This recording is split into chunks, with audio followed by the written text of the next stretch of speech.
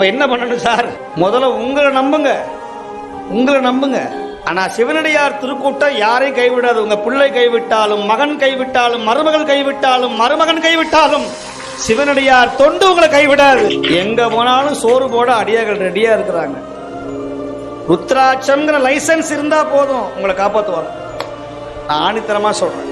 நீங்க பயப்படவே வேண்டாம். உங்க பிள்ளைக்கு பயப்படாதீங்க, மருமகளுக்கு பயப்படாதீங்க, வீட்டுக்காரருக்கு பயப்படாதீங்க, மனைவிக்கு பயப்படாத, சிவனுக்கு மட்டும் பயப்படும். உன்னை கொண்டு போய் ஆண்டவன் பாதுகாப்பா வச்சிருப்பார். யாருமே இல்லைன்னு பயப்படாதீங்க, யாருமே இல்லையேன்னு மகிழ்ச்சி அடைங்க. அப்பாடா நான் ஃப்ரீயா இருக்கனால அப்படி நினைப்பேன்.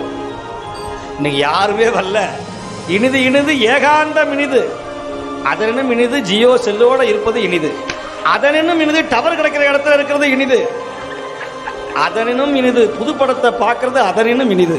அப்படியா அவையார் சொன்னாங்க.